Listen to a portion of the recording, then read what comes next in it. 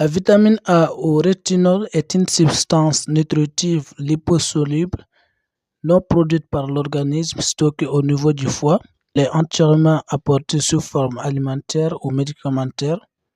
La carence en vitamine A est appelée avitaminose A.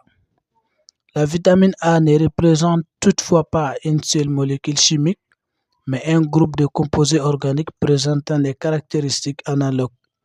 Nous avons d'abord les rétinoïdes.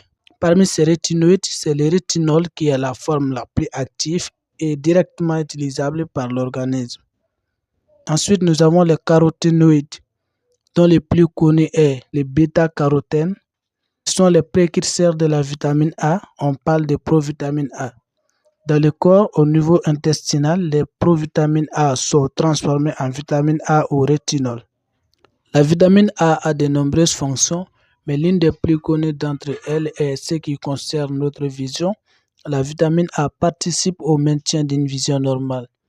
Elle joue un très grand rôle de protection et de maintien d'une peau normale. La vitamine A contribue au métabolisme normal du fer. Elle contribue également au maintien des muqueuses normales. La vitamine A a un rôle clé au fonctionnement normal du système immunitaire.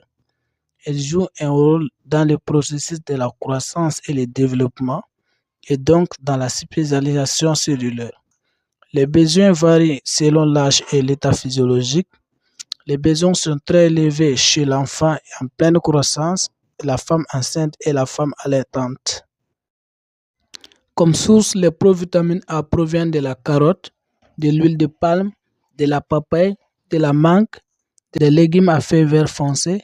Le rétinol provient du foie des mammifères, des petits poissons entiers, des produits laitiers, des jaunes d'œufs et des abats. Le lait maternel est une source importante de vitamine A pour les nourrissons et les jeunes enfants. Maintenant, parlons de ce qui cause une carence en vitamine A.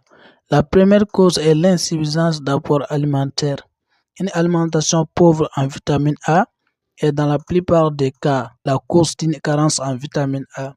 Nous avons aussi les troubles de l'absorption intestinale de la vitamine A qui peuvent être une diarrhée prolongée, soit une malnutrition protéino-énergétique, une malabsorption intestinale, une utilisation trop rapide de la vitamine A, un métabolisme accéléré, des besoins métaboliques élevés, par exemple chez l'enfant en croissance, ou peuvent être liés à des maladies fébriles comme la rougeole. Des maladies qui peuvent perturber le métabolisme de la vitamine A comme la cirrhose du foie, le diabète, l'hyperthyroïdie peuvent aussi causer une carence en vitamine A. Les manifestations cliniques d'une carence en vitamine A sont essentiellement oculaires. Nous avons d'abord l'héméralopie ou cécité crépusculaire. Elle est la première manifestation clinique. Elle a une perte de la vision pour les lumières de faible intensité. Ensuite, nous avons les exorcismes cornéens. Le cornée devient sèche, molle, puis se forme un ulcère. Nous avons aussi la kératomalacie qui peut se guérir en laissant une cicatrice blanche sur l'œil. Si la cicatrice est grande, qui peut causer une cécité. Nous avons les gérophthalmies, une kératinisation des glandes lacrymales, conjonctive avec atteinte souvent de l'épithélium de la conjonctive. Les autres effets de la carence en vitamines sont un retard de croissance, un système immunitaire affaibli. Le traitement d'une carence en vitamine A consiste à une administration de suppléments de vitamine A, généralement par voie orale. Toute maladie diagnostiquée comme la cause de la carence doit être traitée. C'est la fin de cette vidéo. Si vous avez des questions, posez-les dans les commentaires. Je vous dis à bientôt pour une prochaine vidéo.